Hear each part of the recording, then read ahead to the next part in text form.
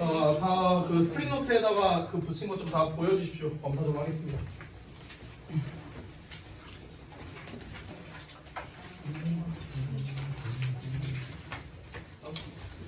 멀리서 검사할게.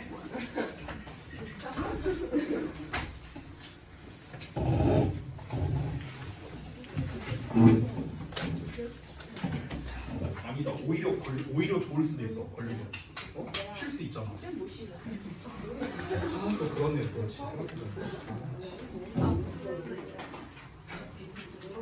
나도 이제 액구로 이제 수업해야 되는 거야, 여러분. 뭐야, 100번씩 다 틀리고. 아, 나 씨 서술형 잘해줘서.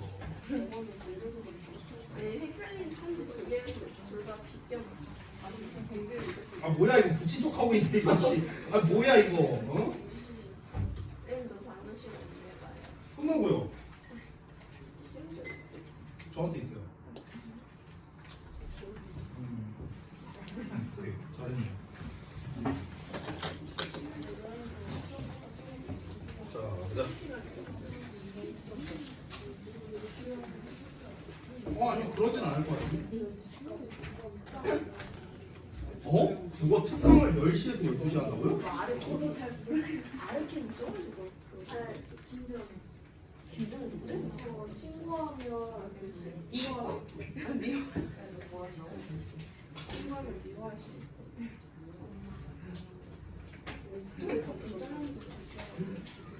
와, 그래 방학제 야.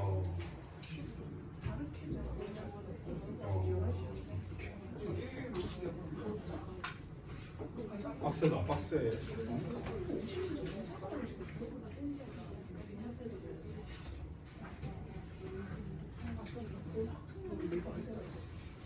좋아요, 잘했어.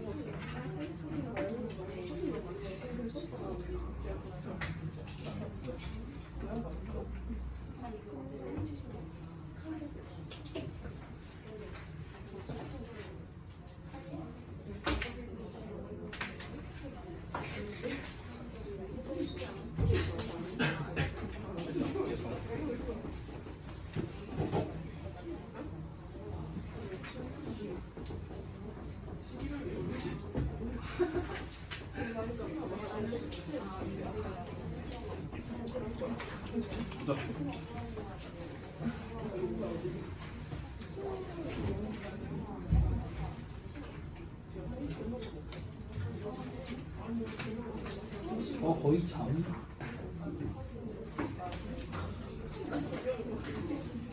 아까 밥 먹으러 갔는데 재민이 왔다.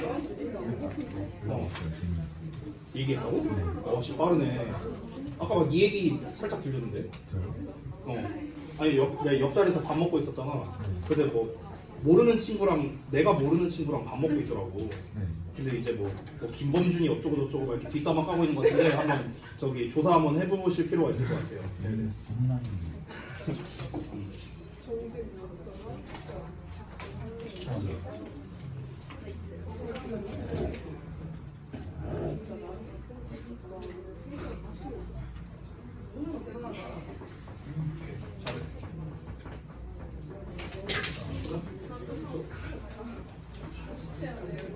씨 우준이 모자 털이 그 무슨 저기 같다. 저기 뭐야 그 막장 드라마 보면 거기 그 아줌마 있잖아요.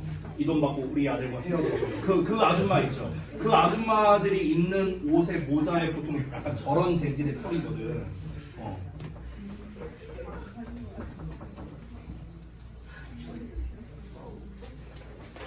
좋아요. 잘했어요.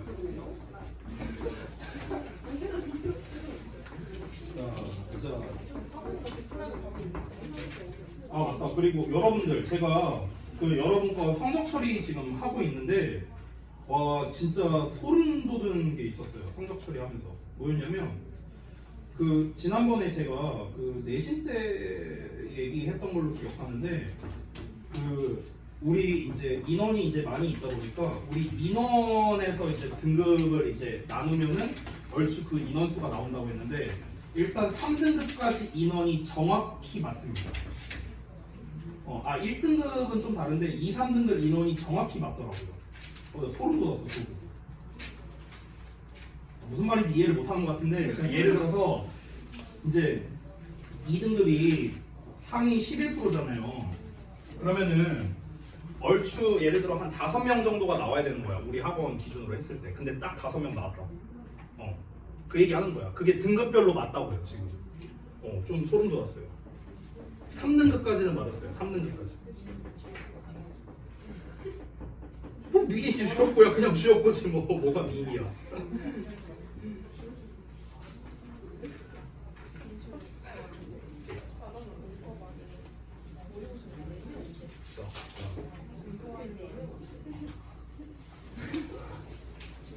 어우 인원이 많다 보니까 검사하는데 하루 종일 걸려. 검사하는데.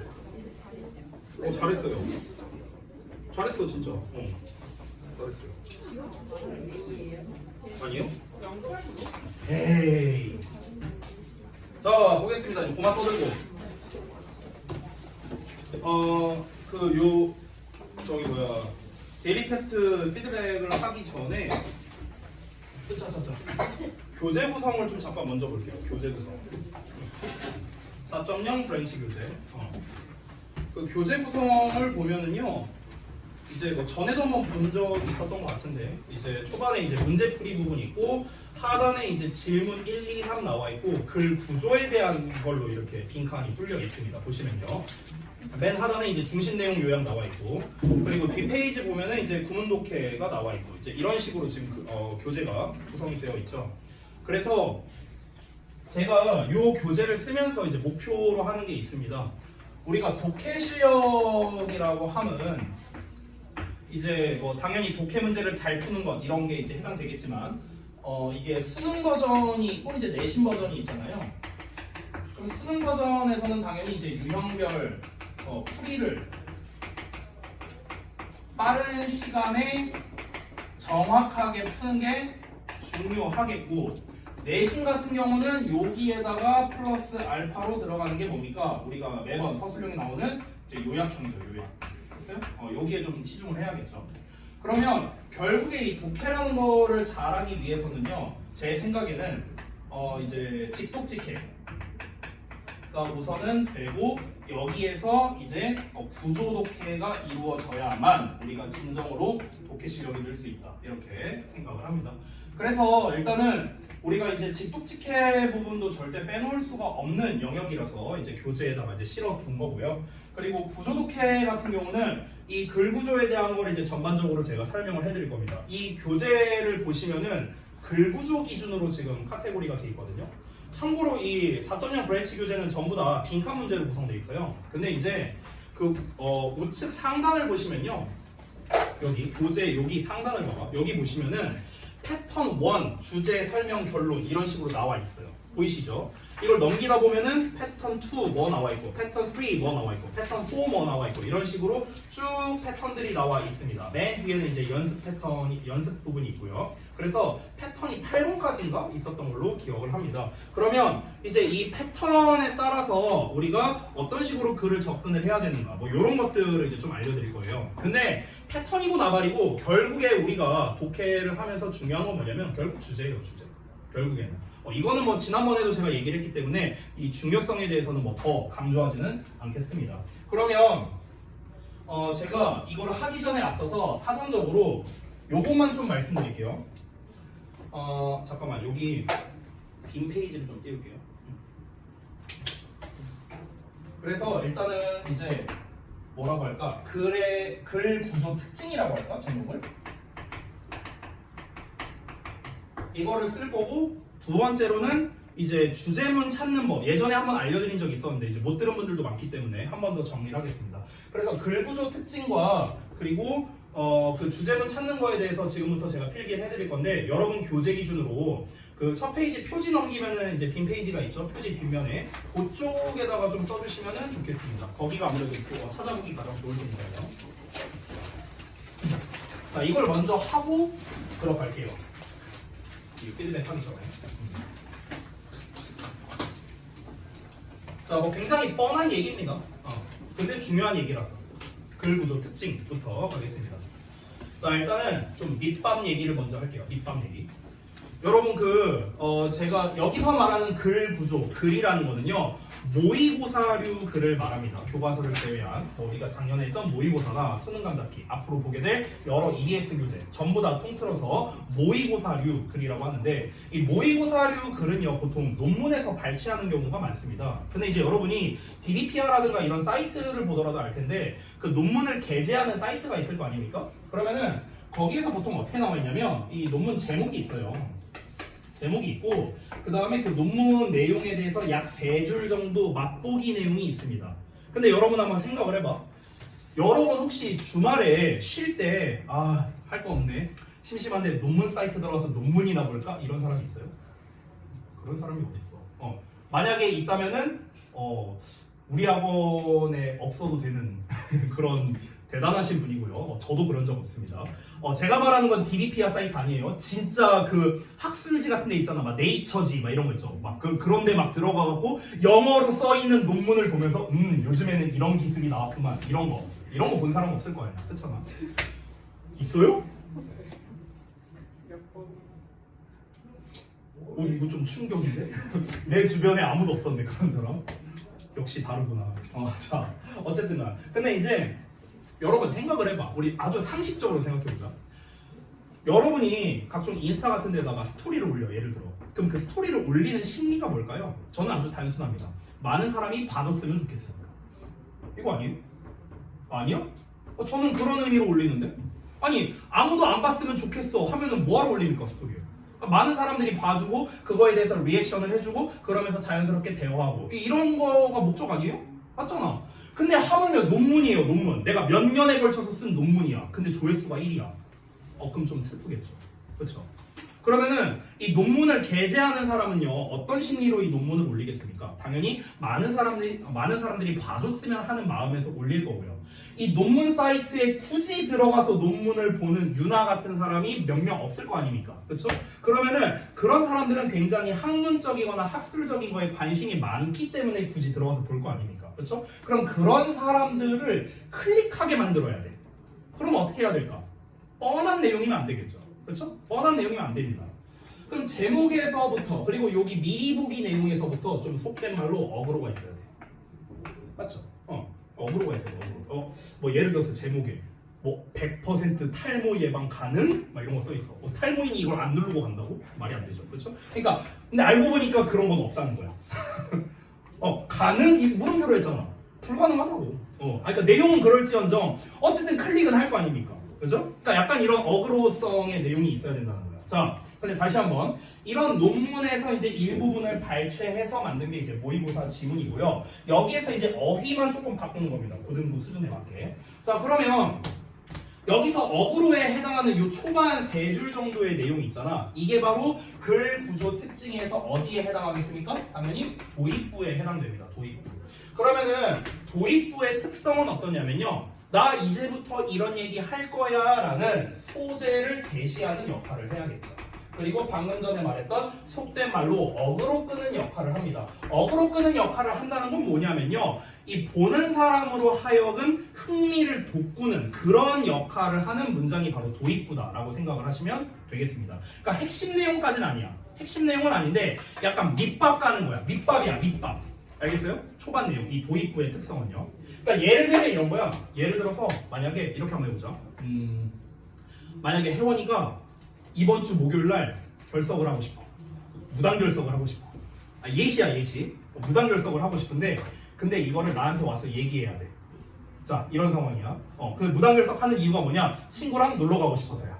자, 이거를 나한테 말하러 오는 상황이라고 한번 가정해 볼게요. 자, 내가 여기에 딱 앉아 있습니다. 혼자. 누가 이제 혜원이가 딱 놓고 한 거야. 네, 들어오세요. 선생님. 혜원아 왜? 저 목요일 날 결석하겠습니다. 무단 결석하겠습니다. 왜? 친구랑 놀라고요. 자, 질문할게요. 그렇게 말할 수 있어요, 저한테? 이렇게 말 못하죠. 그렇죠? 그래서 지금 이제 나 이번 주에 놀 거니까 무단 결석할게. 이건 뭡니까? 본론이잖아. 그렇죠? 근데 본론부터 얘기하는 경우는 사실 잘 없단 말이야. 밑밥이 필요하거든요. 그래서 이제 혜원이가 밑밥을 말합니다. 선생님, 제가 이번에 시험도 좀 잘 봤고요. 제가 요즘에 지각도 안 하고 수업 시간에 졸지도 않고 단어 시험도 잘 보고 데일리도 잘하고 있습니다. 이런 얘기를 하는 거야. 이 얘기를 왜 하는 거예요? 이제 이런 거가 이제 제목 문제로 나오는 거야. 1번 자기 자랑을 하기 위해서 뭐 이런 식으로 나오는 거야. 됐어? 근데 이게 아니잖아. 이 얘기를 하는 거의 목적은 결국엔 뭡니까? 나의 진짜 본론은 뭡니까? 내가 이만큼 잘했으니까 나 요 정도 약간 일탈해도 되지 않아? 이런 걸 요구하기 위해서 얘기하는 거 아닙니까? 지금까지 말한 게 뭐예요? 이게 밑밥이야, 밑밥. 이 밑밥이 뭡니까? 이게 도입부예요. 됐냐? 이 도입부를 실컷 얘기하고 그래서 내가 물어보겠죠. 그래 맞아 잘하고 있지. 그래서 그래서 그런데 이번 주에 제가 저기 효정이랑 저기 윤이랑 또 저기 짜가리들 몇 명 모아갖고 저기 롯데월드 좀 놀러 가려고 하는데 가서 사진도 찍고 쌤한테 보내드릴게요 하면서 이렇게 얘기하는 거야. 혹시 괜찮을까요? 이렇게 물어보는 거죠. 이게 이제 본론이잖아. 됐습니까? 그러니까 글 자체가 그렇다는 거예요. 글 자체가 대부분, 그러니까 항상 그런 건 아니겠지만 어느 정도 밑밥이 나오고 진짜 하고 싶은 말을 뒤에다가 하는 이런 경우들이 있다는 거죠. 됐습니까? 그래서 도입부가 아예 존재하지 않고 본론부터 얘기하는 경우도 있어요.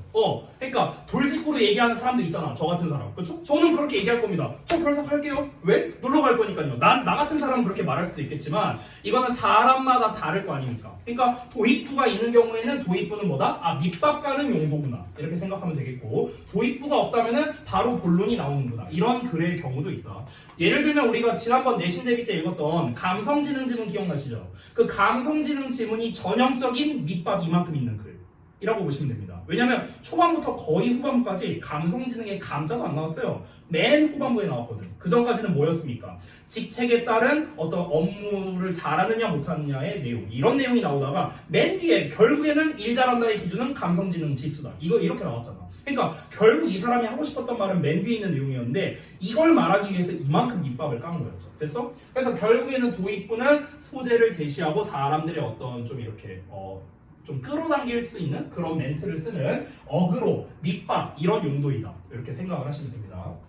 자, 그러면 당연히 본론을 말하는 부분이 여러분 잘 알고 있는 주제문이 되겠죠. 주제문의 특성은 제가 여러 번 써드렸었는데 이제 여러 개 안 쓸게요. 딱 포괄적이고 함축적이고 요것만 쓰겠습니다. 제가 오늘 요 포괄적이란 멘트를 굉장히 많이 쓸 거거든요. 그래서 미리 좀 말씀드릴게요.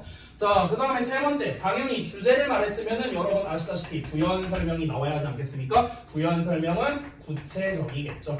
자, 이게 글 구조의 가장 기본입니다. 요 3단 구조가.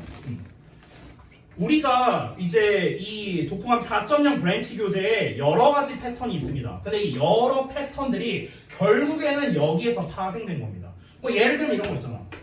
문제점이 나오고 해결책이 나온다. 통념이 나오고 반박이 나온다. 질문 나오고 답변 나온다. A, B를 비교 대조한다. 원인이 나오고 결과가 나온다. 등등등 여러 패턴이 있잖아. 그래? 근데 결국 이 모든 패턴은요 여기서 파생된 거라고. 여기에서. 됐어? 그래서 어떤 글 구조가 나오든지 간에 그런 것들은 물론 하나씩 설명을 해드리겠지만 일단 핵심이 되는 거는 결국에는 요 녀석이다 라는 거, 요거를 첫 번째 기억해 주시고, 자, 그 다음에 두 번째 특징을 좀 말씀드릴 게 있는데 이게 정말 별거 아닌 말이거든. 근데 대단히 중요한 내용이라 좀 써드릴게요. 뭐냐면 모든 글의 주제는요 한계입니다. 이걸 꼭 기억해 주세요. 이 진짜 별거 아닌 말이거든. 근데 굉장히 중요합니다. 모든 글의 주제는 하나입니다. 이걸 꼭 기억해 주시기 바랍니다. 이거는요 그 현재 기준으로 저기 74년생, 아마 여러분 부모님 나이 정도 되실 텐데요. 74년생이 그 수능, 아니다, 75년생이구나. 75년생이 수능 첫 세대거든요. 수능 첫 세대. 근데 이제 그 수능 첫 세대 이후로 이래로 바로 이제 최근 수능까지 여태까지 그 수많은 영어 시험이 있었을 거 아닙니까? 근데 그 영어 시험에서 한 지문에 주제가 2개 이상 나온 적은 단 한 번도 없습니다. 없어요. 어떤 글이든 무조건 주제는 한 개입니다. 알겠죠? 이 얘기를 왜 강조하냐면요, 이따가 제가 설명드릴 건데 미리 말하면, 예를 들어 우리가 글을 읽는데 A라는 소재가 나왔고 중간에 이제 B라는 소재가 이렇게 나왔어. 이렇게 나왔다 쳐볼게. 근데 A 소재에서는 분필에 대한 이야기를 하고 있고 B 소재에서는 자전거 얘기를 하고 있어. 그럼 분필과 자전거 전혀 상관없는 조합이잖아. 그렇죠? 그러면 이제 우리가 어떻게 생각을 해야 되는가? 뭐 예를 들어서 그럼 분필이라는 얘기랑 자전거라는 얘기를 이렇게 별도로 각각 하고 있구나. 이게 아니에요. 이게 아니야. 그런 글은 존재할 수가 없어요. 다시 한번. 우리는 어떻게 생각해야 되냐면 분필 이야기와 자전거 이야기에서 공통점이 그래서 뭔데? 이걸 찾아야 되는 거야. 이 공통점이 바로 뭐야? 이 글의 주제가 되는 거고. 됐냐? 그렇기 때문에 다시 한번 글의 주제는요 반드시 한 개입니다. 여러분이 보기에는 되게 생뚱맞은 소재끼리 연결되어 있다고 생각할 수 있어. 근데 반드시 연관성이 있습니다. 자, 제가 이거는요 좀 예시를 보여주고 시작하는 게 좋을 것 같아요. 자, 요거를 좀 잠깐 지우고 요 4.0 교재 말고요. 방금 전 수업 시간에 제가 그 2.0 교재를 가지고 수업을 했거든요. 근데 요거를 좀 보여줄게요. 여기 봐봐. 이게 좀 비슷한 경우인데 여기 보시면은 I라고 시작하면서 여기서는 개인의 일화로 시작하고 있거든. 근데 이 개인의 일화가 어디까지냐면 여기까지야. 근데 여기서 주어를 보면은 고대 그리스 사람 얘기가 나오거든. 그렇지?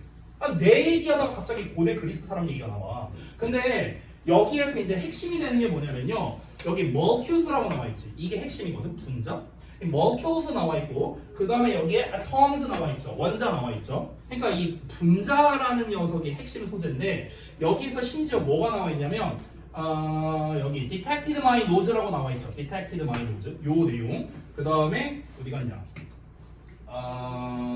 여기 아로마 나와 있죠. 냄새, 향기. 그리고 여기에도 보시면은 smell, 냄새 나와 있죠. 그 뒤를 보시면은 여기서는 또 주어 이제 여기 주어가 I였고요. 여기서는 고대 그리스인이었는데 여기서는 또 날씨의 순환이라고 나와 있어요. 됐어? 그럼 이제 우리가 봤을 때는 나의 일화, 고대 그리스 사람들 그리고 날씨의 순환이야. 완전 생뚱맞지 않아요? 그렇죠? 근데 여기 날씨의 순환에서 결국에 무슨 얘기가 나오냐면요. particles 나오거든요. 입자죠. 그럼 결국에 우리가 여기서 알 수 있는 거는 이 글에서 말하고자 하는 공통사항은 결국에는 분자나 입자에 대해서 얘기하는구나 하고 연결될 수 있다는 거예요. 됐냐? 그러니까 우리가 겉보기에는 전혀 상관없는 내용처럼 보이지만 소재를 봤을 때 근데 사실은 이 소재들에서 제시하는 공통 키워드가 있다라는 겁니다. 그거를 뽑아내는 게 중요하다는 거야. 날씨 얘기 따로 뭐 얘 얘기 따로 이게 아니라고요. 그러면은 제목 문제 같은 걸 낸다면 어떻게 출제할까요?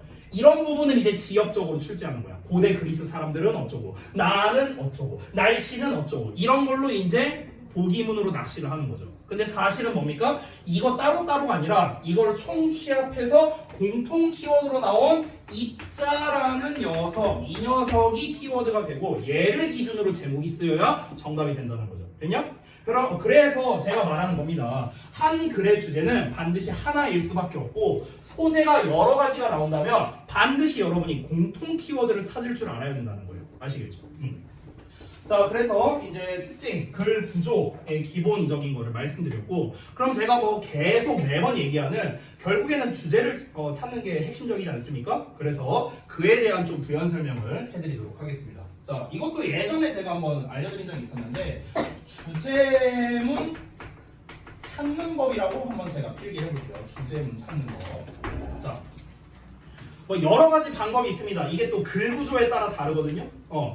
지금 우리가 읽다 보면 뭐 주제 설명 결론 이 패턴 1에 그렇게 써 있죠. 그럼 당연히 초반부가 주제겠고 그 다음에 현상 문제 해결책 나오면은 해결책이 주제가 되겠고 통념 반박이 나오면 반박이 주제고 뭐 이런 여러 가지를 제가 설명을 해드릴 겁니다만 일단 그런 패턴 글의 구조의 패턴과 상관없이 우리가 범용적으로 써먹을 수 있는 주제문 찾는 방법을 알려드릴 건데요. 자, 그 전에 우리가 명심해야 되는 건 아까 저는 분명히 주제문의 특징은 포괄적이라고 했습니다. 일단 이걸 머릿속에 박고 시작을 해야 됩니다. 제가 두 개만 방법을 알려드릴 건데 이 어떤 방법을 쓰던 간에 포괄성이 존재하냐 안 하냐를 따져야 됩니다. 내가 알려준 두 가지 조건에 맞다 하더라도 포괄성이 없으면 그건 주제가 아닙니다. 알겠죠? 이게 일단 기본입니다. 자, 첫 번째는 지난주 목요일날 알려줬었어요. 기억하십니까? 주제문 찾는 법 중에. 목요일날 우리 어법 처음에 오리엔테이션 했잖아. 그때 내가 알려준 방법 하나 있었어. 까먹었냐? 아니 뭐든지 좋아요. 힌트 줄게요. 시제 얘기할 때 내가 현재 시제. 현재 시제 얘기했었죠? 자, 봐봐. 자, 첫 문장이 현재 시제야. 근데 여기서 끝나면 안 돼. 질문 좀 할게요. 내가 지난번에 알려드렸던 현재 시제라는 거의 특징이 뭐였죠? 현재 시제의 특성. 그러니까 평상시에 일어나고 그러니까 일단 평상시에 일어나고 평상시에 일어난다는 거는 변화가 있어요, 없어요? 변화가 없죠. 그럼 변화가 없다는 거는 굉장히 명백하고 뚜렷하다 이런 얘기했었죠. 그래서 현재 시제는 명백하고요, 굉장히 단호한 표현이다 이런 얘기를 했었습니다. 기억하시죠? 자, 근데 여기에다가 어떤 조건이 부합돼야 되냐면요, 애매한 표현이 없어야 됩니다. 그래서 제가 모호성 표현이라고 할게요. 모호성 표현이 존재하지 않을 때, 이때 주제문일 가능성이 높아집니다. 다시 한번 말합니다. 이 조건에 맞는다 하더라도 포괄성이 성립돼야 돼요. 포괄적이지 않으면 주제가 아닙니다. 자, 그럼 여기에서 또 모호성 표현이라고 쓴 게 있는데, 모호성 표현이란 게 뭘까? 자, 이것도 지난 시간에 알려드린 것 중에 하나 있는데, 단서를 좀 드리자면 추측성 표현이 되겠죠. 추측성 표현. 뭐가 추측을 나타냈을까? 조동사만 말하면 50점. 아하이, 조동사 현재형이죠. 현재형. 과거형은 뭐였어요? 조동사 과거형은 뭘 나타냈죠? 가정이죠. 가정. 됐어요? 그래서 조동사의 현재형, 이게 추측을 나타내죠. 추측. 아까 말했다시피 추측이라는 것 자체가 애초에 모호한 거잖아. 그렇죠? 이게 첫 번째. 그 다음에 두 번째, 아마도 표현이 있겠죠. 아마도는 뭐가 있습니까? 뭐 maybe, probably, 아니면 likely, 뭐 이런 표현들이 있죠. 이런 게 들어가는 순간 이미 모호하잖아요. 그렇죠? 그러니까 예를 들면 그런 거야. 내가 예를 들어서 만약에 저기 그 채은이한테 채은이는 남친이 없어 이렇게 말하면 굉장히 단호하죠. 예시야. 없어 이러면 단호하잖아. 현재 시제. 근데 내가 예를 들어서 아마 없을걸? 이렇게 얘기하면은 추측성의 의미가 들어간 순간 이미 명백함이나 단호함이 좀 이 강도가 약해지죠. 그렇죠? 그러니까 이런 표현이 들어간다면은 우리가 주제로서 잡기는 조금 어려울 수 있습니다. 그래서 이 두 가지 조건이 만족하면 주제일 가능성이 높아진다. 이게 지난 시간에 알려드렸던 겁니다. 자, 그 다음에 두 번째입니다. 요거는 여러분이 익히 알고 있는 건데 자리가 없어서 저 여기다 쓸게요. 여러분은 아래다가 쓰세요. 두 번째는요, 이건 이제 글 구조의 논리성으로 따지는 건데, 부연이 시작되는 부분의 앞문장이죠. 이거는 사실 제가 여러 번 얘기했었어요. 부연, 그러니까 쉽게 말하면 예시입니다. 예시가 시작되는 부분의 앞문장, 여기가 또 주제일 가능성이 높죠. 근데 문제가 또 하나 있습니다. 선생님, 부연이 시작되는 부분이 뭐예요? 이게 또 문제가 되겠죠. 그거를 네 가지로 정리해 드리겠습니다. 자, 첫 번째, 부연, 쉽게 말하면 예시가 시작되는 거야. 예시가 시작될 때 나오는 가장 쉬운 표현이 있죠. 뭡니까? 그렇죠. For example입니다. 또는 for instance 이렇게 쓰기도 하죠. For instance. 예를 들어서 너무 쉽잖아. 그래서 이제 학년이나 이제 그 지문 난이도가 올라갈수록 이 표현들이 좀 많이 안 나옵니다. 자, 그 다음에 두 번째, 어찌 보면 얘랑 비슷한 건데요. 뭐뭐 해보자 하는 말투입니다. 뭐뭐 해보자. 뭐 예를 들면 그런 거 있잖아. Consider, 고려해보자. Suppose, 가정해보자. Think about, 뭐뭐에 대해 생각해보자. Let's say, 우리 뭐뭐라고 말해보자. 이런 거. 됐어? 이런 게 전부 다 예시 표현의 시작 부분이라 할 수 있죠. 자, 여기까지는 사실은 너무나 이제 예시가 시작된다는 걸 대놓고 알려주는 내용들이기 때문에 다시 한번 지문 난이도가 낮을 때 좀 나오는 구성들이고요. 3번과 4번이 조금 이제 난이도가 올라가면서 많이 나오는 패턴 중에 하나들이 되겠습니다. 3번 같은 경우는요, if절이나 when절입니다. 그러니까 얘네를 좀 예시에서 활용을 많이 하는데 실제로 옥스포드 영영사전에 if랑 when을 검색해보면 뭐라고 나오냐면 컨디셔널하다라고 표현이 나와 있어요. 컨디셔널하다, 조건적이다라고 나와 있거든요. 즉 얘네들은 우리말로 해석할 때 뭐뭐 한다면으로 해석이 돼요. 뭐뭐 한다면.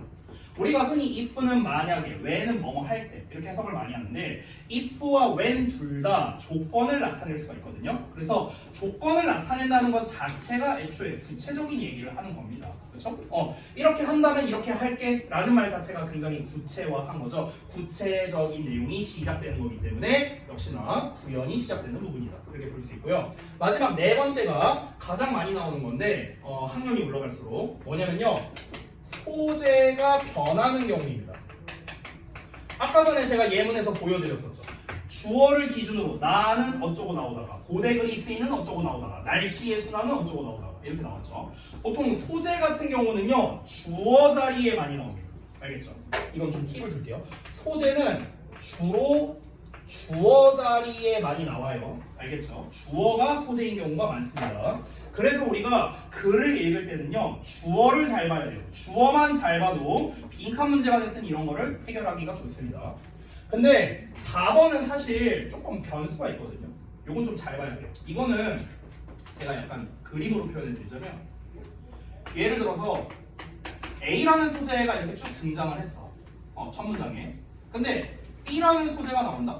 소재가 바뀌었어. 얘기가 쭉 나오다가 마지막에 또 A라는 소재로 이렇게 나오면서 글이 끝난다고 한번 쳐볼게요. 그러면은 여기에서 A가 핵심 소재냐 B가 핵심 소재냐 이거는요 글 상황에 따라 좀 다릅니다. 그러니까 예를 들어서 A라는 소재랑 B라는 소재를 비교해 봤을 때 얘가 B 내용을 포괄한다. 그럼 당연히 A가 핵심 소재가 되겠죠. 근데 반대로 B가 A 내용을 포괄한다면 그러면 당연히 B가 핵심 소재가 되겠죠. 이거에 따라 주제가 달라지는 거예요.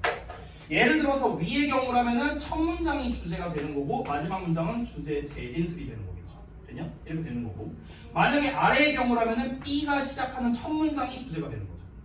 이해됐냐? 그러니까 이거는 소재의 포괄성에 따라 좀 달라질 수 있다라는 겁니다. 됐어? 이 A, B, A라고 제가 쓴 구조가 있는데 이거의 가장 대표적인 게 우리 지난 내신에서 나왔던 프린팅 프레스 지금 기억나시죠? 인쇄기 얘기. 그게 정확히 요 구조에 해당합니다.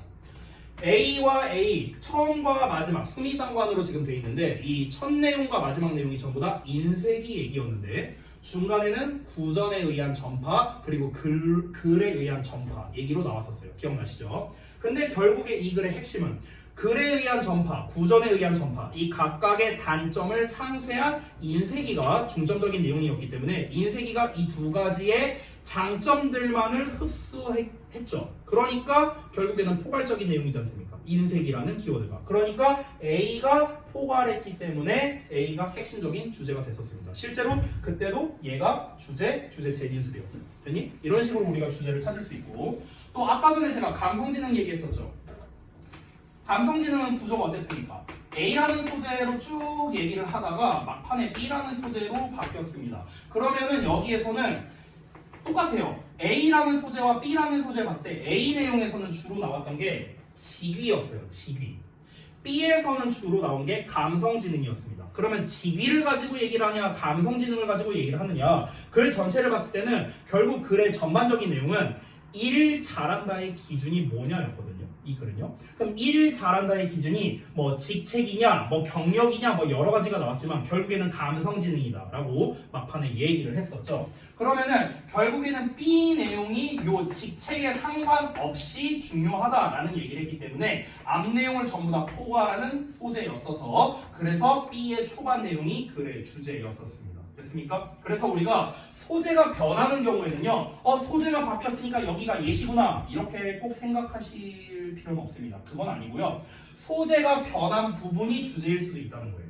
아시겠죠? 이건 근데 뭐에 따라 다르다? 그 소재의 포괄성에 따라 다르다라는 겁니다. 자, 그래서 이 부분은 좀 주의사항이 있으니까 다시 한번 보자면 포괄성을 따져서 판단해야 됩니다. 포괄성을 따져서 판단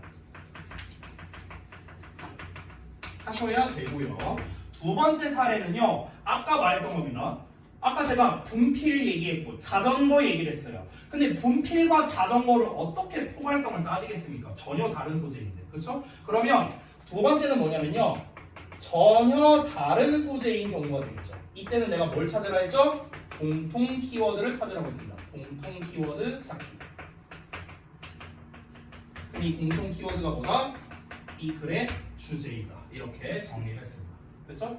자, 그래서 주제문 찾는 법에 이제 뭐 여러 가지 방법이 있습니다. 아까도 말했다시피 글 구조에 따라 주제문을 찾는 방법이 다르죠. 하지만 우리가 뭐 예를 들어 아까도 말했다시피 뭐 통영 반박 패턴이야. 그럼 반박이 주제야. 이런 건 알고는 있어. 근데 우리가 처음 글을 보는데 이게 통영 반박인지 무슨 뭐 문제 해결인지 어떻게 합니까 그거를요. 그러니까 우리에게 필요한 건 뭐냐면요. 글을 읽는 동시에 주제를 찾는 기술이 필요한 거예요. 우리에게는요. 그렇죠? 그럼 그거를 하려면 가장 보편적인 방법이 제가 생각했을 때는 두 가지라고 생각을 합니다. 그래서 요거를 기반으로 우리가 한번 글을 볼 거라는 거예요. 앞으로 볼 때요. 아시겠죠? 자, 그러면 제가 실전으로 좀 한번 보여드리고 싶은데 지금 4.0 교재를 보셨을 때 잠깐만요. 교사용 교재가 있고 그 다음에 제가 저기 그 자습서를 준비한 게 있는데 그 두 가지를 좀 다 보여드릴게요.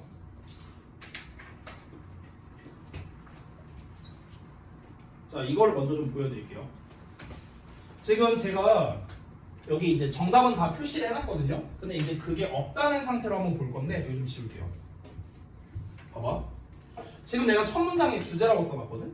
근데 이런 자습서가 없어도 그리고 우리가 이 지문은요 해석을 안 해도 주제라는 걸 알 수가 있습니다. 왜냐면 봐봐. 처음에 is로 시작하죠. 그럼 처음에 is로 시작한다는 건 앞에 있는 뭔가를 대신할 수 없는 상황이잖아. 그렇죠? 그리고 심지어 여기 이리즈 뒤에 대시 나왔거든. 이거 뭡니까? 강조 구문이야. 강조 구문. 그렇죠? 그럼 대절이야가 바로 이거다 해갖고 여기 이거 자리에 빈칸이 빵 하고 들려있잖아. 그렇죠? 그러면은 결국에 빈칸이라는 게 뭐라는 걸 알 수 있습니까? 이 글의 핵심 소재라는 걸 알 수 있어요. 그냥 구조만 보자마자. 됐어요? 심지어 뒤에도 뭐라고 했습니까? 야, 중요하고 결정적인 역할을 한대요. 야, 대놓고 말했네. 중요하고 결정적인 역할을 한다. 그러면 이건 결국에 뭡니까? 아, 주제문이구나 라는 걸 알 수 있고요. 아까 전에 말했던 첫 문장에 is 현재 시제, plays 현재 시제 나와 있죠. 그죠? 애매한 표현 나와 있습니까? 아마도에 관련된 거, likely나 probably나 뭐 이런 표현들 또는 조동사의 현재형 없습니다. 그래서 역시나 주제문이다 라는 걸 또 알 수 있는 거죠. 그래서 이렇게 이제 우리가 접근을 하자고요. 자, 그럼 우리가 독해를 한번 해볼 때 사실 요 내용은 중요하지가 않아요. 요 내용은요. 그러니까 흔히 중요하고 결정적인 역할을 하는 게 바로 빈칸이랍니다. 아니, 근데 중요하다, 결정적이다 이런 게 뭐 어느 분야에서 중요하냐고. 그게 중요하잖아. 그래서 뒤에 나와 있는 environmental economics라는 말이 굉장히 중요한 겁니다. 환경 경제학에서. 됐어? 그럼 일단 우리가 첫 문장을 읽었을 때 지금 여러분 교재 기준으로는 it is 빈칸만 땅 하고 뚫려 있잖아. 그렇죠?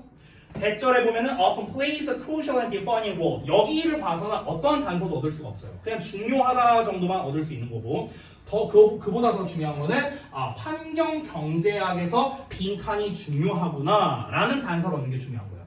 그러면은 여러분은 여기에서 뭐에 대해서 알아야 되냐면은 첫 문장을 통해서 얻어야 되는 건 소재를 잡자면 일단 빈칸이고요. 빈칸이 핵심 소재겠죠. 그리고 환경 경제학이라는 놈이 핵심이 되는 거예요. 됐어요? 첫 문장을 통해서 알 수 있는 거고요. 그럼 이제 여기서 중요한 건 뭐냐면 이게 뭔데? 이걸 알아야죠. 여러분 중에서 환경 경제학이라는 게 뭔지 여러분의 상식으로 알고 있는 분은 잘 없을 겁니다. 그렇죠? 그렇기 때문에 환경 경제학이 뭔지 반드시 설명을 해줄 건데 근데 다음 문장을 봐봐. 다음 문장을 봤을 때 traditional economics라고 했거든? 전통 경제학이라고 했어. 전통 경제학. 그러면 여기서 전통 경제학이라고 말한 것이 이 환경 경제학이라는 놈과 똑같은 거냐 아니면 다른 거냐 이거를 봐야 돼요. 됐어? 만약에 똑같은 거라면요 그냥 이 환경 경제학에 대한 얘기가 처음부터 끝까지 쭉 이어질 겁니다. 만약에 둘이 서로 다른 개념이다. 그러면 뭡니까? 전통 경제학과 환경 경제학을 대조하는 식으로 전개가 되겠죠. 됐니? 자, 근데 이거는요 우리가 뒷부분에서 좀 단서를 얻을 수 있어요. 내가 아까 말했다시피 핵심 소재는 주어 자리에 많이 나오거든. 주어 자리에 초반부에 봐봐. 여기 traditional economics 나와 있어. however 어쩌고 나와 있어. 근데 4번 내용을 보면요 environmental goods라고 나와 있죠. 찾았니? environmental goods라고. 그럼 여기서 environmental goods라고 나와 있기 때문에 2번과 3번 내용이 전통 경제학이고 4번 내용부터는 환경 경제학 얘기구나 라는 걸 우리가 이 문장을 통해 알 수 있습니다. 미리 보자면요. 그러면 결국에는 이 글은요. 전통 경제학 vs 환경 경제학에 대한 내용이구나라는 걸 우리가 알 수 있는 거예요. 아직 해석을 안 했지만. 그러면 전통 경제학은 뭔데? 환경 경제학은 뭔데? 각각의 개념이 중요하겠고 여기에서 나오는 핵심 차이가 이 글의 주제가 되는 거예요. 됐냐? 대조글에서는요. 대부분 똑같지만 핵심적으로 다른 무언가가 있을 겁니다. 그 부분이 바로 주제가 되는 거예요. 알겠죠? 자, 그러면은 해석을 다시 한번 해보겠습니다. 자, 다시 한번. 그러니까 환경 경제학에서 중요한 게 이거래요. 자, 빈칸에 들어갈 거는요. 얘가 기준입니다. 얘 아니에요. 알겠죠? 그러니까 빈칸에 들어갈 건 환경 경제학에서 중요한 걸 찾아야 됩니다. 두 번째 문장에서는요. 지금 트래디셔널 에코노믹스 전통 경제학이 나왔기 때문에 전통 경제학에서 뭘 얘기하는지를 봐야 됩니다. 봐봐. 여기에서 중요한 것 이게 빈칸이래요. 이게 빈칸이래요. 그럼 전통 경제학에서의 어떤 특징을 보고 4번 문장에서 환경 경제학에서는 어쩌고 저쩌고 이렇게 내용이 나왔잖아. 그럼 여기에서 결국에 중요한 게 뭔데? 그게 바로 빈칸에 대한 답이 되겠죠. 자, 그러면 2번 내용 볼게요. 전통 경제학은 결정할 수 있는데 allocate 할당하다 배분하다라는 거죠. 그러면 자원을 배분하는 효율적인 방법을 결정할 수 있답니다. 재화와 서비스를 생산하기 위해서요. 자, 바로 이어서 하지만 그 배분은요 단순화되고 국한되는데 단 하나의 시기로 국한되고 단순화된답니다. 뭘 가지고? 기본적인 가정을 가지고 근본적인 가정을 가지고요. 근데 그 근본적인 가정이 뭐냐면 대절 이하인데 The production of an additional unit of a commodity today 오늘 어떤 상품의 추가적인 유닛이래요. 추가적인 어떤 한 개 더 생산하는 거죠. 한 개를 추가적으로 생산하는 게 does not prevent 방해하지 않는데 내일 한 개를 생산하는 것을. 자, 여기까지 직독직해 다 있거든. 자, 무슨 말이에요? 이게 중요하죠. 자, 보겠습니다. 지금 전통 경제학의 특징을 말했거든요. 여기서 자원 배분을 효율적으로 한다 이런 내용 나왔어. 그러니까 여기만 읽었을 때 되게 좋은 내용이잖아. 그렇죠? 자원 배분을 효율적으로 한다. 여기서 자원 배분을 효율적으로 한다라는 말이 뭔 말인지 모르잖아. 그렇지? 효율적으로 그러니까 자원을 배분한다는 말도 어렵고요. 효율적으로 한다는 게 어떻게 한다는 건지도 구체적으로 안 나와 있어요. 그래서 그 얘기를 3번에서 좀 하는 겁니다. 문제가 뭐냐면 하나의 어떤 시기로 제한을 걸어버린대요. 배분, 자원의 배분을요. 자, 그냥 쉽게 예시를 들겠습니다. 자, 예를 들어서 내가 띠부띠부씨를 모아. 포켓몬빵을 사야 돼. 그러니까 포켓몬빵의 수요가 너무 많아. 수요가 너무 많으니까 이제 어떻게 합니까? 이제 공급량을 이제 늘리거나 말거나 이렇게 결정을 해야겠죠. 그렇죠? 그럼 예를 들어서 원래는 포켓몬빵을 하루에 500개 만들었어. 어떤 공장에서. 근데 수요가 너무 많아. 그래서 특정 시기에 한 시기에 이 양을 조절을 하는 거예요. 야, 1000개로 만들자. 지금 많이 팔리잖아. 1500개 만들자. 약간 어떤 느낌이냐? 한철 장사라고 해야 되나? 약간 그런 느낌으로다가. 됐어요? 그러니까 지금 여기서 한 일은 뭐냐면요. 오늘 추가로 더 만드는 게 내일 영향을 주지 않는다라는 거잖아. 오늘 500개 더 만든다고 해서 내일 뭐 영향이 가나? 내일도 1000개 만들면 되지 뭐. 내일 아니면 원래대로 500개 만들면 되지 뭐. 그러니까 오늘의 생산과 내일의 생산은 관련이 없다. 라는 마인드. 이게 전통 경제학이라는 거야. 즉 정리하자면요. 전통 경제학은 수요에 따라 공급을 조절하는 방식을 말하는 거예요. 됐어요? 이게 일반적으로 해오던 경제학이라고. 됐어? 만약에 이 내용을 여기까지 읽었는데 이해하지 못했다면 그래도 상관없습니다. 뒷내용을 보면 알 수 있어요. 뒷내용을 한번 볼게요. 뒷내용을 봤을 때 In the case of many environmental goods 자, 많은 환경 재화의 경우에는요 자원의 배분인데 over a long period 장기간에 걸친 자원의 배분이 critical 중요하대요. 여기서 중요하다고 했죠. 그렇죠? 얘들아 아까 전에 뭐라고 했죠? 환경 경제학에서 중요한 거 이게 빈칸의 답이었죠. 그렇죠?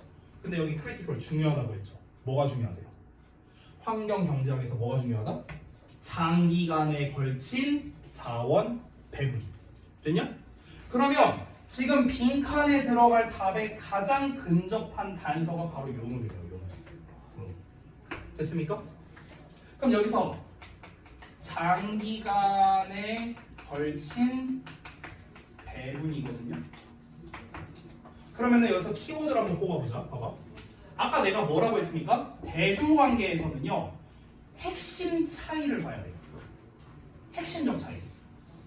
전통 경제학에서도 아까 allocation이라는 표현이 나왔었거든요. 여기 나왔죠, allocation. 여기도 나왔죠, allocate. 그렇죠? 배분에 대한 이야기는 나왔어요. 여기에서도. 얘도 효율적으로 배분한대. 얘도 배분을 한대. 그러니까 배분에 대한 거는 핵심적 차이가 아닙니다. 차이는 뭡니까? 장기간, 기간이죠, 기간. 여기서 뭐라고 나왔어요? single period of time이야. single period니까 뭡니까? 한철이야, 한철. 딱 한 시기잖아, 한 시기. 그러니까 여기서는요, 굳이 말하면 특정 시기에 배분을 하는 거예요. 됐어? 여기서 배분이라는 건 공급이라고 생각하면 돼요. 알겠죠? 특정 시기거든. 근데 얘는 장기간이야. 됐어? 이게 뭡니까? 핵심 차이죠. 됐냐? 그럼 사실 여기까지 읽었으면요 답이 나왔거든요. 어떻게 답이 나오는가? 아까 말했죠. 첫 문장에서는요 환경 경제학에서 중요한 건 빈칸이라고 했어요. 근데 4번 문장에서 환경 재화의 경우에는 중요한 게 주어래요. 됐어? 근데 주어가 뭐였습니까? 장기간에 걸친 거라고 했습니다. 그럼 장기간이란 말이 나왔으니까 뭐랑 관련이 있는 겁니까? 시간과 관련이 있는 거겠죠. 그렇죠? 그래서 정답이 1번밖에 안 되는 거예요. 됐냐? 1번이 뭡니까? temporal concept, 시간적 개념. 됐냐? 이거밖에 답이 안 되는 거예요. 왜냐면 시간에 관련된 표현이 2, 3, 4, 5에는 없습니다. 2번은 뭡니까? 스파셜 컨셉이니까 공간적 개념이죠. 3번은 어떻습니까? 효율성의 이상이죠. 그렇죠? 4번은 마케팅 관점 전혀 관련 없고요. 5번은요 기술에 대한 숭배랍니다. 이것도 전혀 관련성이 없죠. 그렇죠? 여기서 답을 줬잖아요. 그냥 중요하다, 크리티컬이라는 표현 써서 그냥 얘가 중요하다고 답을 줬잖아. 그렇지? 그러면은 사실상 답은 1번밖에 안 된다는 거예요. 그래서 우리가 4문장만 읽어도 얘는 답을 고를 수가 있는 그런 문제였습니다. 되니? 자, 근데 이제 나머지들을 한번 봐야겠죠. 나머지들. 그럼 나머지들에서 우리가 봐야 할 거는 뭐냐면은 이제 우리가 생각한 뭔가 시간과 관련이 있는 거구나라는 키워드를 뽑았잖아요. 여기서 장기간이라는 게 나왔으니까. 그러면은 실제로 기간에 관련된 표현이 핵심적으로 등장하고 있는지 이런 거를 봐야겠죠. 그래서 5번에서도 예시를 보면은요. for years or forever 이런 표현이 나와 있어요. 수년간 또는 영원히 어떤 기간에 관련된 표현이 나와 있죠. 내용을 한번 볼까요? 예를 들면 화석연료를 태우면서 그리고 오늘날의 환경을 오염시키면서 우리는 문제를 만들고 있을 수 있는 거랍니다. 수년간에 걸친 또는 영원히 지속될 그런 문제를 불러일으키고 있는 거나 마찬가지다. 이렇게 얘기를 했고요. 그 다음에 6번 문장에서 마찬가지로 우리가 오늘날 모든 새우를 다 잡아버리면은 그러면 공급이 영원히 사라지게 될 거래요. 오늘 그렇게 하면 영원히 그렇게 될 거랍니다. 됐습니까? 시기적으로 얘기를 하고 있고요. 7번도 일부 환경재화에 대한 우리 소비 결정이 irreversible 하고 나와 있죠. 되돌릴 수 없을 수도 있다. 그리고 심오한 영향을 끼치는데 미래 세대의 복지에 영향을 끼친다. 미래 세대 이런 것들 다 시기에 관련된 내용이 나오고 있다는 거. 됐습니까? 그래서 환경재화에서는 어떤 시기적인 게 중요하구나 이런 거고요. 상세한 내용은 뭐냐면 이겁니다. 여기서 이제 환경경제학이라고 말했잖아. 환경경제학. 그러니까 여기서 환경이란 말을 쓴 이유는 뭐냐면요. 아까 전에 말했던 걸 예시로 들어볼게요. 우리가 포켓몬빵을 500개씩 만들어 매일매일. 그러니까 환경경제학은 이거야. 전통경제학은 뭐냐? 야 이거 많이 팔리니까 1000개 만들고 2000개 만들고 3000개 만들자. 이게 전통경제학이거든. 그럼 둘의 차이는 뭐냐면 봐봐. 우리가 생산량을 늘리려면요 공장을 많이 돌려야 돼. 공장을 많이 돌리면은 환경 오염이 되겠죠. 그죠? 그럼 전통경제학에서는요 그딴 거 신경 안 썼다고. 환경 오염되든 말든. 왜? 당장 돈 한참 벌 수 있으니까. 됐어요? 많이 생산해서 많이 팔면은. 그러면은 우리가 환경 오염을 더 많이 시킨다는 거는요 이제 다른 관점으로 보면은 미래의 환경을 끌어다 쓴다라고 볼 수 있는 거예요. 맞죠? 근데 환경 경제학은 당장에는 우리가 돈을 얘네 전통 경제학에 비해서 이 수익을 더 많이 못 낼지언정 우리 미래 세대의 어떤 그런 안전한 환경을 위해서 환경을 생각하는 마음으로 적당량 우리가 딱 정해져 있는 양만큼을 우리는 생산을 하자. 그래야 우리 미래 세대가 쓸 환경 자원이 남아 있을 테니까 이게 환경 경제학이라는 거야. 그래서 우리가 environmental economics라는 표현을 쓴 거예요. 알겠죠? 그러니까 미래의 자원을 미리 끌어다 쓰지 말고 우리는 정해진 양만큼 진행을 하자. 됐어? 그러면 결국 환경경제학에서는 미래의 것을 끌어다 쓰느냐, 지금 있는 상황에서 쓰느냐, 지금만큼을 쓰냐, 나중에 걸 쓰냐, 지금이냐, 나중이냐, 뭐가 중요합니까? 시기적인 게 중요하다고. 됐어? 그래서 환경경제학에서는 타이밍이 중요하다라고 이 글에서 강조해서 얘기하는 겁니다. 정리되셨습니까? 자, 그래서 이제 글 전반적인 내용을 좀 간략하게 봤는데, 제가 쉬는 시간을 좀 드릴 건데, 잠깐 쉬는 시간 전에 미션을 좀 드릴게요. 미리 하고 계신 분들도 있었던 것 같은데 1페이지의 하단에 보시면 표에 질문이 있고요. 뭐 이렇게 쓰는 게 있습니다. 참고로 오른쪽에 주제, 설명, 결론이라고 써 있는 부분이 있죠. 그거는요, 뭘 쓰는 거냐면 번호 쓰는 거예요. 번호. 그 위에 본문 보면은요, 1번부터 7번까지 문장이 있죠. 번호 보이십니까? 그러면은 주제가 몇 번 문장, 설명이 몇 번 문장, 결론이 몇 번 문장, 그 번호 쓰시면 되는 거예요. 이해하셨죠? 그리고 그 위에 그 주제, 설명, 결론 써 있는 위쪽에 보면은요, 빈칸에 정답 논리라고 나와 있죠. 그러니까 이거는 뭐냐면 우리가 빈칸에 대한 정답을 어떤 근거로서 찾을 수가 있는가, 이거를 아래에 나와 있는 것 중에 하나 택해서 쓰시면 되는 겁니다. 근데 이건 답이 너무 뻔해서 여러분이 쓰실 수 있을 것 같고요. 그리고 중심 내용 요약에는 이제 그 위 내용에 맞춰서 한글로 여러분이 빈칸을 채우시면 되거든요. 그래서 요거를 하시고 그 다음에 3페이지도 한번 해봐 주셨으면 좋겠어요. 다 하고 3페이지 문제. 왜냐면 원래는 숙제를 하고 이제 제가 이제 복습으로 진행을 하는데 숙제가 없었기 때문에 1페이지 다 하고 3페이지 다 하고 그 다음에 쉬시면 됩니다. 금방 해요.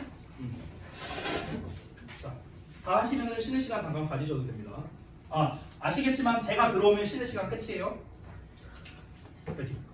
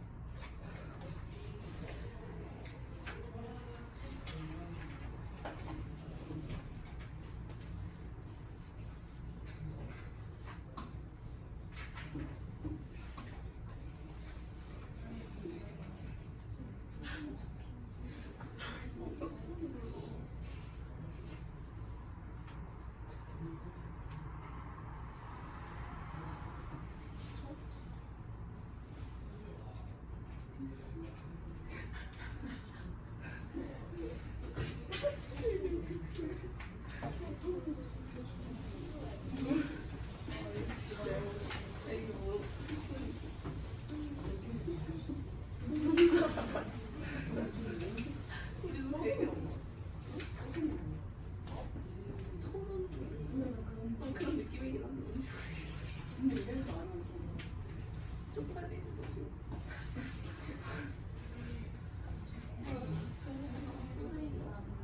제가 평생에 조용히 해.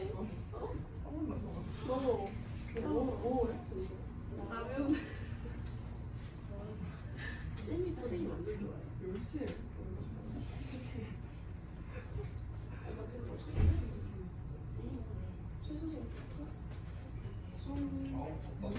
예? 왜? 나가시면 안 돼요. 부창 열심히 없어. 아니 문을 잠근다고? 너무 아니 왜 이렇게 너무 어려워. 이게 쉽지 않죠. 고3 지문인데. 다행이다. 뭐가 다행이야. 아직 다 못하셨나요? 3번? 1번은 다 하셨죠? 네. 3번은?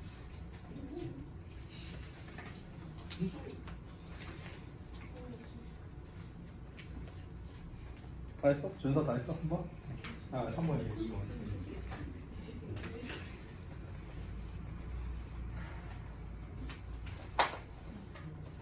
그 모를 만한 단어는요 뒷페이지에 있거든요. 디스코스 없는데. 그 내용 다 몰랐어요. 아 디스코스요? 맞아요 담화. 나사는 아유 논문 보는 아이인데. 아니요. 약간의 과장 섞여 있어요. 담화, 담론 뭐 이런 거죠.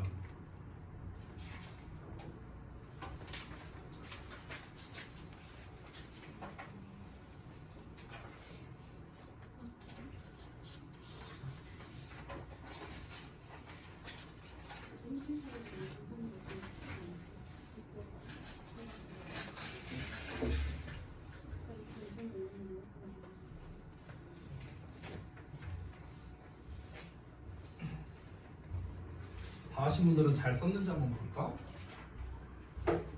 아까 준서 다 했다 했지. 다 했다며 자식.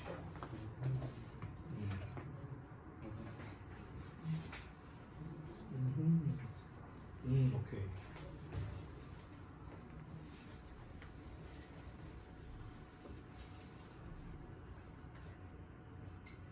손이도 다 했네.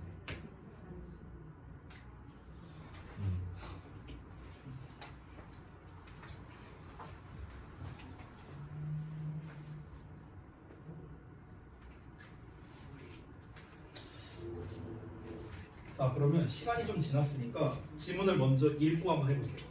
지문 읽고. 자 2번 지문. 자 같이 한번 봅시다. 읽고 나면은 그러면 조금 더 여러분이 쓰기가 수월하실 것 같습니다. 자 한번 볼까요? 2번 지문. 자 이 2번 지문이 문제가 뭐냐면요 4문장밖에 안 되거든요. 4문장? 그래서 한 문장 한 문장이 겁나 깁니다. 근데 이제 지금 요 1번 문장에서 이제 우리가 먼저 단서를 얻어야 되는 게 뭐냐면 이분도로 시작하는 요 문장이 여기까지거든요. 소리 여기까지 아니지. 여기까지거든요. 이만큼이 이분도예요. 근데 여러분이 이렇게 좀 생각을 해주세요. 우리가 비록 뭐뭐일지라도 라는 양보의 부사절들 있죠. 이분도나 도나 이런 애들이 나왔을 때 해석이 만약에 헷갈리다면요. 얘를 빼고요 여기다가 but을 넣으세요. 그래도 같은 뜻입니다. 알겠죠? 그러니까 앞 내용이지만 그래도 이러이러하다. 됐어요? 이런 느낌이거든. 그러니까 앞 내용을 한번 볼게요. 그러면 철학이라는 게 communal enterprise래요. 공동의 사업이랍니다. 그 공동의 사업이 뭐냐? 받쳐지는 사업이래요. to exploring our justification. 우리의 정당성을 탐구하는데 바쳐지는 공동의 사업이래. 벌써 말이 어려워요. For using the criteria we use. 우리가 사용하는 그런 기준, 우리가 사용하는 기준을 사용하는 데 있어서 바로 그 정당성을 탐구하는 데 바쳐진대요. 말이 어렵죠? 일단 해볼게요. 구분하기 위해서랍니다. between 나왔으니까 뒤에는 뭐가 나옵니까? A and B, A and B, A and B 이렇게 구성되어 있습니다. 그래서 도덕성과 부도덕성, 진실과 거짓, 그리고 실체와 외관 이런 것들, 기타 등등등 이런 거 사이를 이제 구별하는데 사용되는 기준, 이런 거에 있어서 정당성을 탐구하는 데 받쳐지는 공동의 사업이래요. 말이 어렵죠. 자, 이거를 쉽게 좀 정리해 보겠습니다. 철학이라는 게 어디에서 쓰이느냐에 대한 이야기인 거예요. 지금 사용된다는 말이 나오고 있잖아. 그러니까 철학이라는 게 어디서 쓰이냐면요, 기준을 정해주는 역할을 한대요. 기준. 그러니까 예를 들면 이런 거 있잖아. 지금은 우리가 도덕이니 진실이니 어떤 현실이니 이런 것들을요, 그냥 뭐 여러 가지 삶의 경험이라든가 본능적으로 우리는 알고 있어요. 예를 들어서 남의 물건을 빼앗는다, 이런 거는 도덕적이지 못한 행동이죠. 이런 걸 우리는 그냥 상식적으로 알고 있습니다. 근데 예전에는 남의 물건을 뺏는 게 도덕적인 거냐 부도덕한 일이냐 라는 어떤 기준이 필요했던 시점이 분명히 있었을 거라고. 지금은 우리가 너무나 상식적으로 알고 있는 거죠. 됐어? 그러면 그 기준을 설정해 주는 게 뭐냐? 바로 철학이라는 거예요. 됐어요? 그럼 우리가 초반 내용을 봤을 때는 이 철학이라는 거는 기준을 세워주는 어떤 명확한 녀석이구나 라는 느낌을 주는 거예요. 하지만 철학적 담론은 빈칸이다 이렇게 나오는 거예요. 됐어요? 그러니까 다시 한번 정리해 볼게요. 그러니까 철학이라는 건 서로 상반되는 것들이죠. 이거 도덕, 부도덕, 진실, 거짓 서로 상반되는 거죠. 이 상반되는 것을 구분하기 위한 기준을 설정해 준다고요. 됐어? 그러니까 약간 솔로몬 같은 걸 생각을 한번 해봐. 지금 얘가 이렇게 왔는데 어떤 논쟁거리가 있어. 근데 이제 이게 진실이냐 거짓이냐, 이게 도덕적인 거냐 부도덕한 거냐, 이런 식으로 뭔가 기준을 잡는 게 기준이 필요할 거 아닙니까? 근데 그 기준을 잡아주는 역할을 한 게 철학이었다고. 철학. 됐어? 그러니까 약간 이제 철학은요, 어찌 보면은 옛날 오래전에 일종의 백과사전과 같은 역할을 한 거예요. 이게 맞다, 이건 아니다, 이런 역할을 했다는 거죠. 근데 그럼에도 불구하고 철학적 담론은 빈칸하대요. 자, 이렇게 일단 시작을 하고 있습니다. 뒷내용을 한번 볼게요. 빈칸을 모르는 상황에서. 자, 이번 내용은 비교적 좀 짧은데, 그래서 어떤 철학자는요, might put forward 할 수 있대요. put forward 말 그대로 앞으로 내놓는 거죠. 제시하다의 뜻입니다. 그래서 어떤 철학자가 제시할 수 있어 correspondence to reality. 봐봐. 여기서 요 2번 문장에서 요 따옴표 부분을 통해 예시가 시작되는 문장이라는 걸 우리는 알 수 있어요. 왜 그러냐면 아까 위에서 구분한다라는 거에서 도덕이냐 부도덕하냐 진실이냐 거짓이냐 현실이냐 외관이냐 이런 얘기를 했잖아. 근데 여기에서 현실성과의 부합성 얘기를 하고 있으니까 위에서 말했던 여러 사례 중에 하나를 꼽아서 얘기하는 거잖아. 구체적으로. 그렇기 때문에 구체화를 하는 거라 여기가 예시가 시작되는 부분이고, 그럼 예시가 시작되는 부분이니까 전 문장이 주제가 되는 거죠. 자연스럽게. 아까 배웠던 거. 주제문을 보통 빈칸을 많이 뚫는다라는 얘기도 아까 했었고요. 됐죠? 자, 이렇게 연결해서 볼게요. 다시. 어떤 철학자가 현실과의 부합성을 제시할 수도 있답니다. 기준으로서. For distinguishing a true belief from a false one. 이렇게 나와 있죠. 그래서 거짓된 믿음으로부터 진실된 믿음을 구별하기 위한 기준으로 현실과의 부합성을 제한할 수도 있대. 자, 이게 무슨 말이냐면 봐봐. 어떤 A라는 철학자가 있어. 근데 어떤 논쟁거리가 있는 거야. 논쟁거리. 그럼 이 논쟁거리가 뭐가 맞다 아니다 뭔가를 말을 해줘야 될 거 아닙니까? 그렇죠? 그럼 여기에서 어떤 특정 기준이 있어야겠죠. 얘가 올바른 일이다 올바르지 않은 일이다 라고 뭔가 말을 해주려면 기준이 필요하지 않습니까? 근데 그 기준을 뭐로 잡았냐면요, 현실성이 있느냐를 기준으로 잡았다는 거야. 현실성이 있느냐, 이걸 기준으로 잡았대. 자, 이렇게 이제 예시를 시작한 거야. 자, 그러면은 그것이 적합한 기준인지 아닌지를 결정하기 위해서는요, 다른 철학자들이, B라는 철학자가 예를 들어 나왔어요. B라는 철학자가 비판적으로 그 제안을 discuss, 논의할 수 있대요. 이게 또 핵심입니다. 아까 우리가 이분도우 문장, 첫 문장을 해석을 잘 못했다 하더라도 철학적 담론이라는 말을 썼잖아. 여기서 철학적 담론이란 건 말 그대로 뭐겠습니까? 철학적인 이야기를 주고받는 거겠죠 뭐. 됐어? 근데 지금 3번 문장을 봤을 때 어떤 철학자가 제시했다라고 했어요. 제시했다. 뭔가를 제시했고 다른 철학자가 비판적으로 토론했다고 했습니다. 그럼 얘가 비판을 한대요.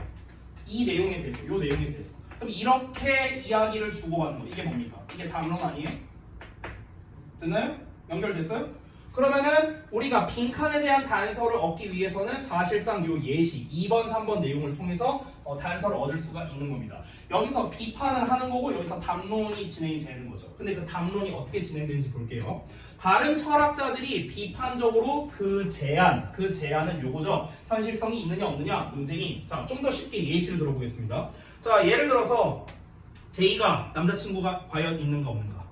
자, 논쟁거리야. 자, 그럼 여기에서 이제 어떻게 얘기가 진행이 되는 겁니까? 현실성이 있느냐, 현실과 부합하냐 아니냐 이런 얘기를 하는 거야. 뭐 예를 들어서 아니 뭐 얘가 이제 아까 말했다시피 제이가 남자친구가 있다고?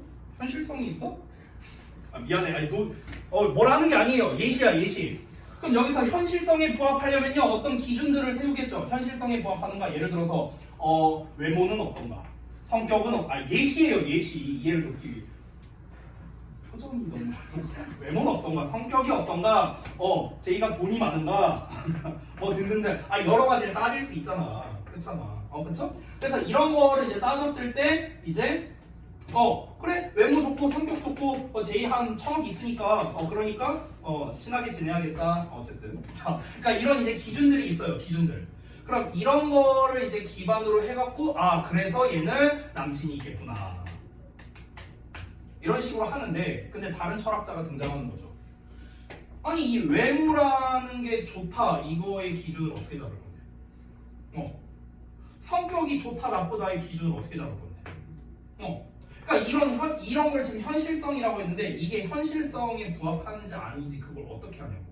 이거에 대한 기준은 뭐냐고. 외모가 S부터 뭐 F까지 급이 있대요. 그럼 예를 들어 봐 J가 S급이야. 그럼 S급의 기준은 뭔데? A급의 기준은 뭔데? 뭐 기준이 있을 거 아닙니까? 그렇잖아. 그러니까 그건 어떻게 정할 거냐고. 이런 거에 대한 또 논쟁이 새롭게 생길 수 있다는 거야. 그 내용이 뒤에 나옵니다. 보시면요. 한 철학자가 그것을 비판하는 거야. 지적해서요. 뭘 지적하냐면 우리는 구별할 수단이 없대. 뭐를 구별하느냐? Whether or not, 뭐뭐인지 아닌지. 어떤 생각이 현실에 부합하는지 아닌지를 구별할 수단이 없다는 거야. 이 지금 너가 현실과의 부합성에 대한 논증이 필요하다고 했는데 근데 현실과 부합하냐 아니냐라는 그거를 구별할 수단이 없다는 거죠. 쉽게 말하면은 외모가 S급이고 뭐 성격이 S급이면 남친이 있다. S급의 기준이 뭐냐고.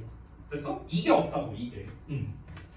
왜냐하면 현실성에 대한 우리의 접근은 언제나 우리의 생각에 의해서 중개되기 때문이랍니다. 그러니까 쉽게 말하면 뭐냐면요. 현실성이 있냐 없냐라는 거는 결국에는 인간이 만들어낸 기준이라고요. 아주 쉽게 말하면은. 그러니까 어떤 신이 만들어낸 어떤 절대적 법칙이 있는 게 아니기 때문에 그러니까 이거는 결국에는 모호성이 생길 수밖에 없다. 이런 얘기를 하는 겁니다. 그러니까 이 내용 자체는 어렵지만 내용이 중요한 게 아니에요. 중요한 건 뭐냐면 뭔가 여기서 현실성이 있어? 뭐 이걸 비판하는 내용이 뭐 이게 중요한 게 아니야. 중요한 건 뭐냐면 어떤 철학자가 논쟁거리에 대해서 뭔가를 이제 제시를 해. 그럼 B라는 철학자는 이거에 대해서 비판을 해. 그럼 얘는 또 다시 그거에 대해서 반박을 하고 얘는 또 그거를 반박하고 왔다 갔다 한다는 거야. 됐어? 즉 철학적 담론이라는 거는요 이런 식으로 구성된다라는 겁니다. 그래서 말하고 싶은 게 이거야. 그냥 우리가 지금은 아까도 말했던 거 지금은 남의 물건을 훔친다? 이거는 부도덕한 일이야. 이건 이미 우리가 상식적으로 알고 있어. 근데 예전에는 그렇지 않았다고. 예전에는 남의 물건을 훔쳤어. 그러면 이건 훔친 거니까 남의 물건을 훔친 거고 남의 마음을 상하게 한 거니까 이건 잘못된 거야. 근데 다른 철학자가 나서서 근데 저 사람이 상황이 안 좋았잖아. 뭐 이러면서 얘기를 하는 거야.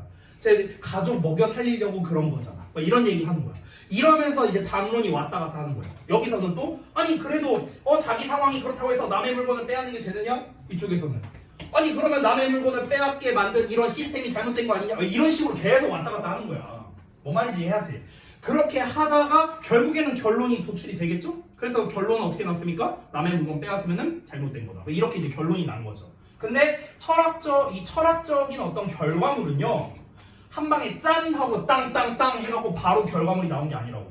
이런 온갖 비판이 왔다 갔다 하면서 이 담론이 진행이 되면서 완성된 거라고요. 됐습니까? 철학이라는 거는 그렇다고요. 그게 이 글에서 하고 싶은 말인 거예요. 내가 사파를 달아놨거든요. 이걸 보면은 좀 이해가 쉬워요. 글씨가 잘 안 보이네. 읽어줄게요. 방금 그쪽이 말한 문제는 논증이 필요하겠구만. 현실과 부합해야만 옳다고 할 수 있지 않냐? 부합하는지 아닌지 구별할 수단이 없잖아. 이런 상황이야.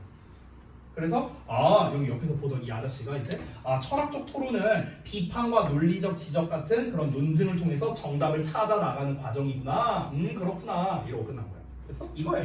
이 글에서 말하고 싶어. 자, 마지막 내용을 한번 볼게요. 자, 그래서 결론이 뭐냐? 그래서 정확히 철학적 담론이라는 거는, 자, 여기 또 나왔죠. 철학적 담론. 아까 우리 빈칸 자리를 잘 보세요. 빈칸 자리를 보시면 philosophical discourse 뒤에 빈칸이 나왔어. 여기서도 philosophical discussion이라고 나왔죠. 비슷한 표현으로 주어가 나왔습니다. 그리고 develop이라는 단어를 봤을 때 우리는 언제나 발달에 대한 것만 생각을 하는데 전개되다라는 뜻이 있습니다. 원래 develop이라는 건 뭐냐면요, 점차 드러나다라는 뜻이 있거든요. 점차 드러나다. 그래서 니네 요즘에 하는지 모르겠는데 우리가 사진 인화할 때 현상이라는 작업을 하죠. 현상하다. 그 현상한다라는 걸 우리가 develop이라고도 표현을 합니다. 자, 다시. 그래서 철학적 토론은 정확히 그렇게 전개가 된답니다. 어떻게? 그 토론의 모든 당사자들이 그렇게 이제 뭐 전개가 되는데, 그러면서 뭐 이제 그들의 뭐 어떤 관점에 대해서 옹호하고, 그리고 그거에 대해서 뭐 또 반박하고 뭐 이런 식으로 왔다 갔다 하면서 진행된다고 그 얘기하는 거예요. 지금 여기서는. 그래서 결국에는 A라는 철학자와 B라는 철학자가 왔다 갔다 하면서 그러다가 결국에는 공동으로 타협을 볼 수 있는 이 타협안이 나오게 됩니다. 이게 이제 최종 결과물이다. 그 얘기하는 거예요. 이 마지막 문장. 됐습니까? 자, 그래서 정리하자면 결국에 철학적 담론이라는 거는 뭘 말하고 싶은 겁니까? 왔다 갔다 하면서 진행이 된다는 거예요. 됐어? 한 방에 땅 얘기해갖고 결론 끝? 이게 아니라고요. 뭔가 한 사람이 제시하면 반박하고, 그거에 대해서 또 반박하고, 왔다 갔다 하면서 진행된다는 거죠. 그래서 결국 이 글에서 핵심인 철학적 담론에 대한 지금 정의를 내리고 싶은 거거든. 빈칸을 보면은. 왜냐면 1, 2, 3, 4, 5가 다 현재 시제로 나와 있단 말이야. 그치? 빈칸 그 답을 보시면요. 그러면 현재 시제로 나와 있다는 게 무슨 의미입니까? 정의나 개념을 단호하게 전달하겠다는 거잖아. 그러면 철학적 담론이라는 건 이러하다. 우리가 현대 시대에는 철학이라는 걸 통해서 뭔가 정답을 바로 얻어낼 수는 있지만 옛날에는 바로 얻어내지 못했다고. 원래 철학적 담론이라는 건 왔다 갔다 하면서 얻게 되는 거라고. 그래서 정답이 2번이 되는 거예요. Proceeds by argumentation. 됐어요? 논쟁을 통해서 진행이 된다는 거죠. 됐습니까? 자, 그러면 정리를 좀 한번 해볼게요. 여러분이 정답을 쓰신 게 있을 거 아닙니까? 그거를 한번 비교해보겠습니다. 자, 아까 전에 1번 쓰신 거 있었잖아요. 그것도 좀 같이 보고 2번도 바로 볼게요. 자, 1번은 아까 정답 1번 temporal concept 말을 해줬고, 자, 제가 쓴 답과 비교해보시면 좋겠습니다. 전 이렇게 썼는데요. 자, 소재가 아까 환경경제학이었죠? 그리고 너무나 쉬웠죠. 당연히 대조관계였고요. 왜냐면 두 가지를 비교하는 거기 때문에. 전통경제학과 환경경제학. 왜냐면 2번 여기서 설명이 2, 3, 4, 5, 6으로 써놨는데요. 사실 정확히 나누자면요, 2번, 3번 한 세트고 4, 5, 6이 한 세트예요. 원래는요. 2번, 3번이 아까 전통경제학 얘기였고 4, 5, 6이 환경경제학 얘기였으니까 엄밀히 따지면은 이렇게 나누는 게 맞습니다. 자, 그 다음에 5, 6, 7번 문장은 4번과 어떤 관계냐? 5, 6, 7번 문장. 5번 문장의 초반부를 보시면 for example로 시작하고 있죠? 당연히 예시가 되겠죠. 그렇죠? 그래서 예시가 되는 거고요. 자, 그 다음에 1번, 7번 제외한 중간 부분이 설명 부분이다. 근데 사실 아까도 말했는데 4번 문장은요, 사실은 설명이라기보다는 주제 재진술에 좀 더 가깝긴 합니다. 주제 재진술. 왜냐면 아까 거를 한번 봐봐. 중요하다라고 했잖아요. 그러니까 환경 경제학에서 중요한 게 빈칸이다라고 했는데 4번 문장을 보면은 환경 경제학에서 중요한 거는 빈칸이다랑 지금 똑같죠. 구성이 똑같죠. 그러니까 결국 요 내용을 다시 이제 제시한 거죠. 환경 경제학이란 말 여기에 나와 있고 중요하다라는 말 여기 나와 있고 빈칸에 해당하는 게 여기에 해당하는 거죠. 그래서 우리가 답을 아까 도출할 수 있었던 겁니다. 그래서 4번 문장이 사실상 이 글의 첫 문장이 주제라면 얘는 주제를 다시 말하는 거고 그래서 예시가 시작되는 거고 됐어? 이런 구성으로 되어 있는 거고요. 자, 그 다음에 2번 지문 볼게요. 자, 2번 지문은 아까 말했다시피 정답이 2번이었습니다. Process by argumentation. 자, 아래 써져 있는 내용을 한번 같이 비교해 보겠습니다. 철학적 담론에 대한 글이었고요. 2, 3번은 예시입니다. 예시예요, 예시. 왜 예시의 역할을 하냐면요. 아까 전에 제가 잠깐 얘기했는데 2번에서 이 correspondence to reality라는 것 자체가 위에서 말했던 reality appearance를 하나 뽑아갖고 구체적으로 얘기하는 내용이죠. 그렇기 때문에 예시가 되는 거고요. 3번 내용은 2번 내용에서 연결되는 거죠. 한 필로소퍼가 제시를 했고요. 다른 필로소퍼가 또 반박을 했고 이런 내용이 나와 있죠. 그러니까 2번, 3번 내용은 한 세트로 예시다. 이렇게 볼 수가 있는 겁니다. 4번 내용은 앞에 나왔던 두 예시를 총괄해서 정리하는 결론 문장, 요약 결론 문장이라고 할 수가 있겠죠. 그래서 정확히 철학적 담론이 그렇게 진행이 된다고요. 이렇게 한쪽이 이렇게 반박하고 그래서 결국엔 공동의 어떤 결과물을 타협할 수 있는 그런 걸 얻어내는 거다. 그 내용이 4번에 나와 있었기 때문에 그래서 4번 내용이 요약 결론에 해당된다. 이렇게 볼 수 있는 겁니다. 자, 빈칸에 대한 정답은 우리가 어떻게 알 수 있습니까? 이거는 사실 예시 추론이라고 해도 되겠고요. 아니면은요. 그 정답 재진수를 통해서도 우리가 답을 알 수 있습니다. 그러니까 2, 3번을 통해서도 답을 알 수 있고요. 4번을 통해서도 답을 얻을 수가 있거든요. 근데 2, 3번이 먼저 나왔잖아요. 4번보다. 그래서 예시 추론으로서 빈칸에 대한 답을 알 수 있다. 아까 결정적인 답이 3번 문장이었나요? 여기 있었죠? 여기 어디 갔냐? 2번 문장에서는 한 필로소퍼가 제시를 했습니다. 그래서 3번 문장에서 다른 필로소퍼가 비판적으로 토론했습니다. 여기 나왔잖아. 예시를 통해서 여기에 빈칸에 대한 답을 알 수 있었던 거죠. 됐나? 그래서 빈칸에 대한 논리 근거는 예시 추론이다. 이렇게 볼 수 있는 겁니다. 자, 그래서 그냥 딱 전형적으로 나왔어요. 1, 2, 3, 4. 됐어요? 4번은 다시 한번 말하지만 글 전체를 그러니까 2, 3번에 대한 요약 정리하는 결론 문장입니다. 전형적인 패턴으로 나왔고요. 자, 아래에 있는 중심 내용 요약 같이 읽고 마무리 좀 하겠습니다. 자, 철학적 담론은 누군가의 여기서 담론이라 써도 되는데요. 담화도 되고요. 뭐 논쟁이라 써도 됩니다. 다 같은 맥락이에요. 철학적 담론은 누군가의 어떤 제안에 대해서 철학자들이 비판적이고 논리적인 지적을 통한 논증으로 진행이 된다. 이게 바로 철학적 담론이다. 결국 이 글은요. 철학적 담론이란 무엇인가에 대한 정의 또는 개념을 설명하는 글이었던 겁니다. 그거를 또 우리가 배웠던 방식인 이 빈칸에 대한 답 부분이 전부 다 현재 시제로 나와 있다는 걸 통해서 현재 시제니까 단호하게 말하고 단호하니까 정의나 개념을 말하는 거겠구나 라는 이런 식으로도 우리가 파악이 가능합니다. 됐나요? 자, 요 정도로 하고 마무리를 하겠습니다. 자, 숙제 말씀드릴게요. 표정이 잘 돌았는데 이제 또 단어 좀 봐야 돼. 1번 보시면 1번 무슨 내용이죠? 아, 그랬나요? 아, 죄송해요. 이거 안 보여줬군요. 죄송해요. 여기 띄워놓고 숙제 쓸 때.